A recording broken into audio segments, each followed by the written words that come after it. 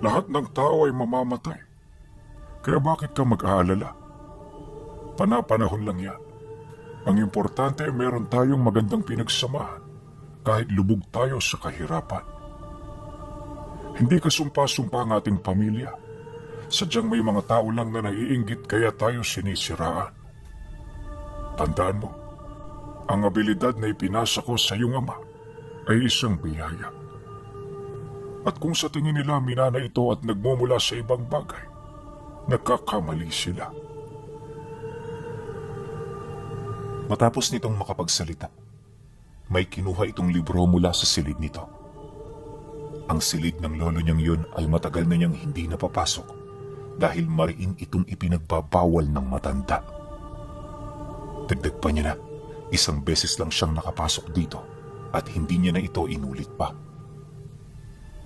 Nung mahuli kasi siya ng lolo niya, halos patayin siya nito sa palo.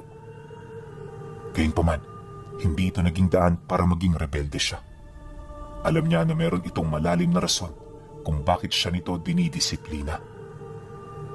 Kaya naman magmula noon, ipinangako niya sa kanyang sarili na yun na ang huling pagkakataon na lalabagin niya ang mismong utos nito. Ilang minuto pa ang lumipas, muling umupo sa kanyang harapan ng matanda. Dala-dala na nito ang malapad na libro at halos 2 dangkal ang kapal. Lumang-luma na rin yun kung titingnan, kaya alam niya na pinagpasapasahan na ito ng kanilang angkan. Pagbuklat naman dito ng lolo niya, halos sumambulat sa mukha nito ang napakakapal na alikabok. Ayon sa matanda, halos 3 dekada na kasi niya yung hindi nabubuksan, kaya naman gano'n na ang estado nito. Pagpagpag naman ito ng mga alikabok, nakita niya ang mga katha na sumasalarawan sa mga nangyari sa nakaraan. Hindi ito sa pamamagitan ng mga salita, bagkus iniukit ito sa totoong wangis ng kanilang mga ninuno. Ayon sa kanyang lolo, noong unang panahon, likas sa kanilang angkan ang karunungan sa panggagamot. Sila rin ang pumapangalawa sa mga dipino sa pagtaglay ng mga mutya at iba pang biyaya ng kalikasan. Dahil dito, naging matunog ang kanilang pamilya hanggang sa nakilala na sila sa buong Lanao. Napakabait ng pinakaunang pinuno ng lahi at sa kagustuhan nitong matulungan ng lahat, pinaghiwa-hiwalay nito ang kanilang mga angkan. Matapos niya yung gawin, dito na unti-unting humina ang puwersa ng mga naiwan dahil ang malaking porsyento ng mga kadugo nilang nagtataglay ng malalakas na mutya ay pinapapunta sa malalayong bahagi ng lupain. Tiwala ang unang pinuno na hindi siya tatraydorin ng mga tao, kaya naman sa bawat araw na dumaraan, naging kampante ito. Wala itong ibang hinangad kundi ang tumulong, manggamot at mapabuti ang buhay ng mga nangangailangan. Sa ganoong pamamaraan lang umiikot ang mundo nito, kaya hindi na nito napansin ang nalalapit na panganib. Lingid sa kaalaman nito, likas sa mga tao ang pagiging ganid, kaya kahit yung mga natulungan niya, hindi maipagkakailang merong interes ukol sa biyayang tangan niya. Bagay na naging daan para magkatipo ng mga ito at siya ay pagbalakan. Naniniwala ang mga tao sa baryo na kapag nakuha nila ang mga gamit at mutya nito, sila na ang magiging pinakamalakas. Wala man silang ideya kung papaano yun mapapasuko, hindi na nila yun inisip. Basta ang sa kanila, gagawin nila kung ano man ang mga bagay na kanilang nais gawin. Dumaan ang mga linggo, patuloy pa rin tumutulong sa mga tao ang pinakaunang pinuno. Wala yung kaide-ideya na yung mga taong nagmamasid at nakikipagtawanan sa kanya ay yung mga traidor pala. Hindi naglaon. Nang marinig ng mga ito na mag-aayuno ang pinuno, dito na nila yun sinimulang lusubin. Una nitong ginawa, sinunog ang mga ari-arian nito bago salakayin ang tahanan. Madali nilang nabuksan ang pintuan ng bahay dahil hindi naman naghihigpit sa mga trangka ang pamilya. Palagi itong bukas sa kahit na sino, kaya naman madali itong napasok ng grupo. At nang makarating na ito sa loob nito, walang habas nitong pinagpapapatay ang pamilya ng pinuno. Sa halip na gumanti, nanatili itong kalmado habang nakaluhod sa harapan ng masasamang tao. Wala rin yung naging imik nung una dahil gusto pa nitong maunawaan ang kasalukuyang sitwasyon. Ngunit nang akmang magtatanong na ito, sapilitang pinahubad dito ang kanyang mga karga. Ibinigay naman niyo ng matanda ng bukal sa kanyang loob, dahilan para matuwa ang mga ganid. Pagkatapos nilang kunin ang lahat ng karga nito, pinutulan nila yon ng ulo. Sinunog din nila ang tahanan bago ito tuluyang iwan. At magmula noon, wala nang naging balita pa sa pamilya. Ngunit ang hindi alam ng grupong pumatay sa mga ninuno nila, may nakaligtas pala itong anak. At ang anak ng pinunong yon ay ang kalulololohan ng kanyang lolo. Taglay nito ang mutya ng ilog, kaya nagawa nitong makaligtas sa sunog. At nang maapula na ang apoy, tumakbo ito patungong bundok at hindi na bumalik pa. Lumipas ang mga buwan na taon. Nagpagala-gala ito sa mga kagubatan, pilit na nag-iisip ng paraan kung papaano nito mapaghihigante ang kanyang pamilya. Paunti-unti, binalot ito ng kadiliman ng hindi nito nalalaman. At bago pa man yun malaman ng bata, isa na siyang ganap na nilalang ng kaliwa. Isang uri ng tao na may kakayahang tumangan ng wangis ng demonyo habang hawak ang mutya ng kanan na sa paglipas ng panahon ay unti-unti ring nalason. Sinubukan itong labanan ng kanilang ninuno, ngunit dahil sa puot at galit nito, hindi na yon nakawala pa. Kalaunan, di na ito nagkaroon ng abilidad na bumalik sa normal nitong katauhan. Inilarawan din sa libro kung ano ang wangis nito, at base sa nakita ni Deo, para itong taong kalahating torong kalabaw. May sungay ito at may napakalaking katawan. Napakakisig din ito sa unang tingin at masasabi mong nagtataglay ito ng hindi pangkaraniwang lakas. Meron din yung dalawang buntot at yung taas nito, hindi normal ko ikukumpara sa tao. Malakalabaw din ang wangis ng kanilang ninuno at habang gumagala ito sa kagubatan, bitbit nito ang malaking patpat na gawa sa purong buto ng hayop. Hindi niya alam kung saan ito nakuha ng nilalang. Dahil nung nagpalit anyo ito, literal na hinugot lang niya yon mula sa kailaliman ng lupa. At ayon sa kanyang lolo, likas na sa kanila ang pagkakaroon ng ganoong uri ng sandata. Sa loob ng halos 2 taong pagala-gala, nakaisip ito ng paraan kung papaano bumalik sa orihinal nitong anyo. Nang may sakatuparan na ito ng kanyang ninuno, bumaba ito ng baryo para gawin ng maitim nitong binabalak. At sa pagsapit ng kabilugan ng buwan, lahat ng taong pumatay sa kanyang pamilya, walang habas niyang nilipol. Lahat ito namatay sa iisang gabi lang na siya namang nagdulot ng dagok at pagkabahala sa mga taong naninirahan sa baryo. Kinabukasan pagkatapos ng insidente, bumungad sa mga tao ang durug-durug na labing isiniksik niya sa bawat upuan at lamesa ng mga tahanan. Dahil dito, halos mamatay sa takot ang mga nakadiskubre nito. Ito na rin ang naging daan ng ninuno ni Deo para manirahan sa baryo. Ngunit sa ikalawang pagkakataon ng pananatili nito, hindi na naging maganda ang pakikitungo nito sa tao. Lahat ng taga-baryong marinig nito na sumusumpa at nagsasabi ng masama sa kanyang pamilya, pinapatay niya ng walang pagdadalawang isip. At magmula noon, nakilala na ito ng mga tao. Marami ang natakot, pero may mangilan-ngilan din ang naglakas loob na siya ay paslangin. Ngunit lahat yon, hindi man lang nagkaroon ng tsansa. Dahil sa ganoong pangyayari, inirespeto ito ng tao hindi dahil sa mga nagawa nitong mabuti, bagkus sa takot buhat sa kapangyarihan nito. Alam nila na kapag hindi sila sumunod, posibleng mapabilang sila sa biktima ng nilalang. Kaya naman natuto sila na ito ay pakibagayan, hanggang sa dumaan ng maraming taon. At magmula noon, naitatag ng ninuno nila ang estado ng buhay na kanilang nararanasan sa pangkasalukuyan. Pagtatapat pa ng lolo niya na kahit matagal nang pumanaw ang anak ng pinuno ng angka nila, patuloy pa ring lumilipat sa bawat kasapi ng angka ng espiritu at ang kapangyarihan nito.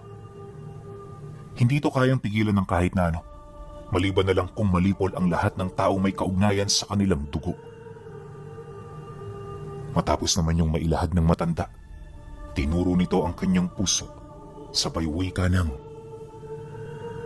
Kahit wala na ang mga magulang mo, nasisiguro kung nasa puso mo ang espiritu ng ating ninuno. Maging matyaga ka, sapagkat darating din ang panahon mo. Pagkasambit nito ng mga kataga, agad naman itong isinarado ang libro. Si Deo naman noon, naiwang tulala habang pinag-iisipan ang mga bagay na kanyang narinig.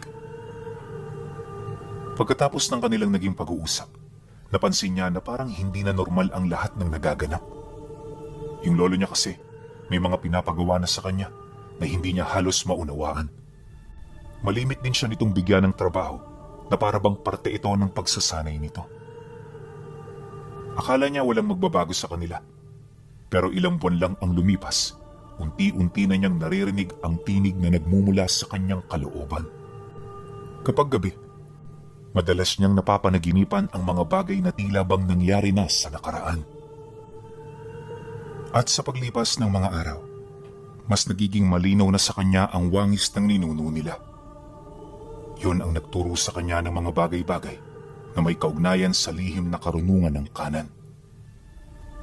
Pinangakuan din siya nito ng mga mutya at iba pang maihiwagang karga. Kaya nang marinig niya ang tungkol dito, hindi siya nagdalawang isip na sumunod sa nais nito. Hindi naglaon, ang dating mangmang ay naging isa ng dalubhasa pagdating sa lihim na karunungan. Ngunit sa kabila nito, nanatili pa rin siyang inosente para sa kanyang lolo. Hindi niya kasi hinayaan na may mapansin ito sa kanyang kakaiba, alinsunod na rin sa nais mangyari ng ninuno nila. Bagay na naging daan upang maisakatuparan niya ng walang kahirap-hirap ang lahat ng bagay na nais nitong ipagawa. At sa paglipas ng mga buwan, kontrolado na ni Deo ang kapangyarihang ipinamana sa kanya. Anya, wala namang masamang binabalak ang espiritu ng ninuno nila, bagkus ang nais lang nito ay makapagbigay sa kanya ng proteksyon. Kaya naman lahat ng ginawa niya at pagsasanay nakatuon lamang sa paghahanda. Nabanggit din ito sa kanya na huwag siyang magpakita ng awa sa mga taong walang ibang hangad kundi ang mang-api at makalamang sa kanilang pamilya. Dahil dito, kaya naman hanggat maaari umiiwas siya at hindi nagpapaapekto sa kahit na ano. Ni minsan hindi niya binalak na makasakit ng kapwa, kaya hanggat maaari naging mahinuhot at maunawain siya. Ang kaso lang, kahit sa ganoong pag-uugaling ipinapakita niya, marami pa rin ang umaabuso sa kanya. Kesyo, hindi sila katanggap-tanggap sa baryo, pamilya sila ng mga demonyo, at kung ano-ano pang masasakit na salita. Sa totoo lang lahat ito kayang tanggapin at lunukin ni Deo. Pero ang ayaw niya lang mangyari ay yung masaktan sila ng lolo niya. Sa oras kasi na may mangyaring ganon, natitiyak niya na hindi niya mapapatawad ang kahit na sinong tao. Kaya naman hanggat maaari, sinisiguro niya palagi ang kaligtasan nito. Ngunit dahil sa kanyang mga obligasyon at hanap buhay, aminado itong si Deo na hindi sa lahat ng oras kasama siya nito. Kailangan din niya kasing magbanat ng buto para meron silang makain sa araw-araw. At para magawa ito, 8 oras kada araw, binubuhos niya ang kanyang lakas sa pagsasaka. 5:00 na rin siya noon ng hapon nakakauwi, kaya naman malimit na naiiwang mag-isa lang ang matanda sa kanilang mumunting tahanan. Panatag ang loob niyang umalis dito, gawa ng ang buong akala niya, hindi na yon pagdidiskitahan ng kahit na sino. Subalit lingid sa kanyang kaalaman, marami pa rin palang mga tao ang may matinding galit sa kanila, kahit wala naman silang ginagawa. Noong una, wala pang sinasabi yung lolo niya sa kanya, pero sa katagalan, hindi na rin ito naitago ang totoong sitwasyon ng kanilang tahanan. Isang hapon, pag-uwi niya sa kanila, nadatnan niya itong nagpapahid ng dinurog na dahon sa mga labi nito. Pagsilay niya rito, inakala niyang natisod lang ito o kung ano, pero nung matitigan niya ang mukha nito, bumungad sa kanya ang mga pasa nito na dulot ng panggugulpi. Matapos niya yung masilayan, tinanong niya ang lolo niya kung anong nangyari. Ang kaso lang, dala ng pag-aalala, hindi na yon nagsalita pa. Sinubukan din itong magpalusot sa kanya, ngunit sa kasamaang palad hindi yun umubra. Lolo naman, huwag na kayo magtago sa akin. Apo niyo ho ako, kaya may karapatan ako malaman ng totoo. Para huyang sugat na may infeksyon, oh. Kung hahayaan yan, mas lalo lang yan lalaki. Hanggang sa hindi na natin yan magamot. Nang marinig naman ito ang kanyang sinabi, napabuntong hininga lang naman yan habang sumasagot ng, Wala nga ito, Apo. Huwag mo na akong alalahanin. Ayos lang ako. Tsaka di naman ito malubha eh. Pagkasambit nito ng mga katagang yon, di na siya nakapagpigil. At kahit nasa harapan niya ang matandang nag-alaga sa kanya, buong puso niyang inusal ang mga buhay na salitang natutunan niya. Pagkasambit niya nito, may mga aninong lumabas sa kanyang katawan na kalaunay naging mga itim na kaluluwa naman. 4 ang tumugon sa kanyang pagtawag na siya namang nagpaikot-ikot sa kinaroroonan ng matanda. At habang ginagawa nila ito, kapansin-pansin ang pagkuha nito ng bakas ng taong nanggulpi rito.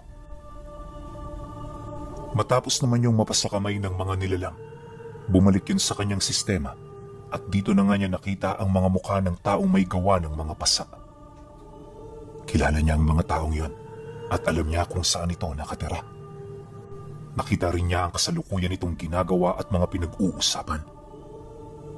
Masakit mang isipin pero sa halip na makonsensya ang mga ito, paulit-ulit pa nilang pinagtawanan ng matanda habang walang sawa itong pinagmumumura. Dahil sa kanyang mga nakita, hindi na siya nakapagpigil.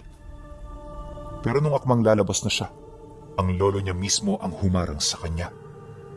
Bakas sa mukha nito ang matinding pagkagulat, ngunit sa kabila ng yun, nanaig pa rin ang kagustuhan nito na siya ay tutulan sa kanyang mga binabalak. Makinig ka, Apo.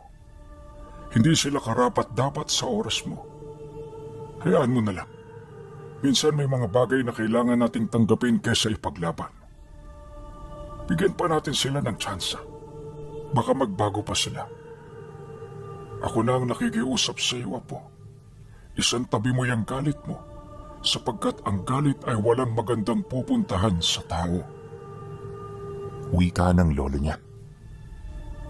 Nang marinig niya ang sinabi nito, napangiti lang naman siya habang sumasagot dito ng, Wala kayong dapat na ipag-alala, Lo.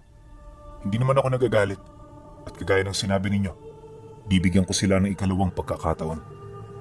Sa ngayon, ang gusto ko lang gawin puntahan sila para kumprontahin. Gusto ko na maramdaman nila na hindi tayo natatakot sa kanila. Pagkasambit niya ng mga kataga, dali-dali naman siyang umalis. Yung lolo niya, sa halip na pigilan siya, naiwan itong tulala sa loob ng bahay. Habang binabagtas naman niya ang daan, maraming mga katanungan ang pilit na pumapasok sa kanyang isipan. Lahat ito may kaugnayan sa kung ano ang kanyang gagawin pagdating niya sa sentro. Ilang minuto pa ang lumipas, narating na nga niya ang lugar kung saan yun nagkakatipon. Malayo pa lang, pansinin niya ang pagtatawanan ng mga ito. Kaya naman habang papalapit, mas lalo pang tumindi ang nararamdaman niyang galit. Pero alang-alang sa lolo niya, hindi siya nagpadala. Kaswal pa rin siyang humarap sa mga ito para mailahad niya ng maayos ang nilalaman ng kanyang puso. Sa kanilang pag-uusap, di na siya nagdalawang isip na ibahagi ang pakay niya. Agad din niya yung binalaan upang maramdaman ng mga ito na hindi siya rito natatakot. Ngunit nang marinig yun ng isa sa mga lalaking naroon, bigla yung tumayo at mabilis na lumapit sa kanya. Pagkwelyo nito sa kanyang damit, nagwika ito ng, "At sino ka para sundin namin, ha? Baka gusto mong isunod kita sa lolo mo." Matapos naman itong makapagsalita, sinubukan siya nitong itulak pero di man lang siya nito natinag. Dala ng pagkagulat, muli itong sinubukan ng lalaki, ngunit pakiramdam nito, napakabigat ng katawan niya. Maya-maya pa, napilitan rin yung dumistansya upang hindi na yon mapahiya. Ang kaso lang, nang akmang papalayo na ito, agad niya yung hinawakan habang galit niya itong tinititigan. Hindi pa nga noon nagsasalita si Deo, pero kitang-kita na niya ang pagkasindak ng lalaki. Dahil dito, napangiti lang naman siya habang sumasagot dito ng, "Ikaw yung tipo ng tao na matapang sa panlabas, pero sa kalooban, isang asong bahag ang buntot. Wala kang tapang. Kung ano ang kinalaki ng katawan mo, gano'n naman ang kinaliit ng loob mo."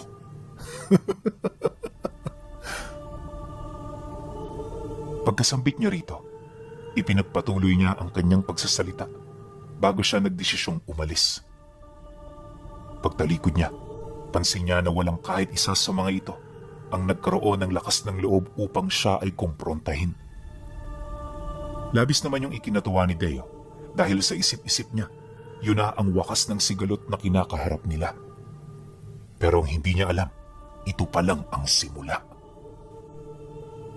Dahil pagkaraan lang ng 2 araw, bumalik ang mga ito na meron ng matatandang kasama.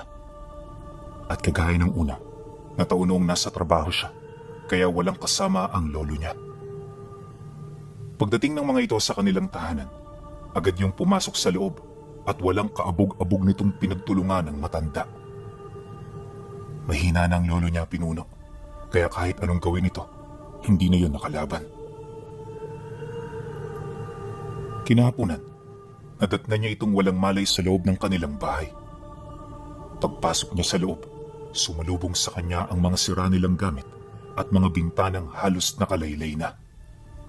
Nahati rin sa 2 ang hapagkainan nila at maraming upuan doon ang halos hindi na mapakinabangan. Nagkalat din sa sahig ang mga bigas na kanyang inipon na may kakaibang amoy. Kung hindi siya nagkakamali, inihiyan ito ng mga taong sumalakay sa kanila. Matinding galit noon ang naramdaman niya. Gawa ng hindi lang nito binarubal ang lolo niya, bagkus ininsulto rin nito ang kanyang buong pagkatao. At para kay Deo, ang ganoong pangyayari ay hinting-hinti niya mapapalagpas. Pagbalik ng ulirat ng kanyang lolo, di na siya halos nito maaninag. Nagkukulay itim na ang mga mata nito at ang mga natitira nitong ngipin ay halos magsilaglaga na. Marami rin yung bali sa katawan, kaya halos hindi na rin yun makatayo. Matapos naman niyang masilayan ang kasalukuyan nitong sitwasyon, di niya gaanong mawari kung ano ang kanyang nararamdaman. Basta ang pakiramdam niya, blanko siya tapos hindi siya makaisip ng solusyon.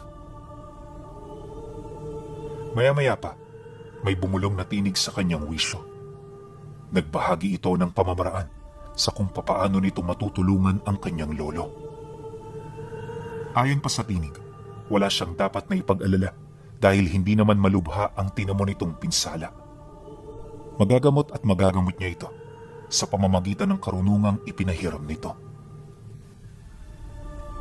Nang marinig naman yun ni Deo, agad niyang sinunod ang lahat ng bilin ng kanyang ninuno. Kaya bago pa man sumapit ang gabi, unti-unti na niyang nalunasan ang lahat ng pinsala nito. Awa ng Diyos, bumuti na ang lagay ng matanda, kaya kahit papaano napanatag na rin siya. Pagbalik ng ulirat nito, mahigpit itong humawak sa kanya at nang magpang-abot ang kanilang paningin, nang hihina itong nagwika ng, "Huwag mong hayaang manaig ang paghihigante. Ayos lang ako, Apo.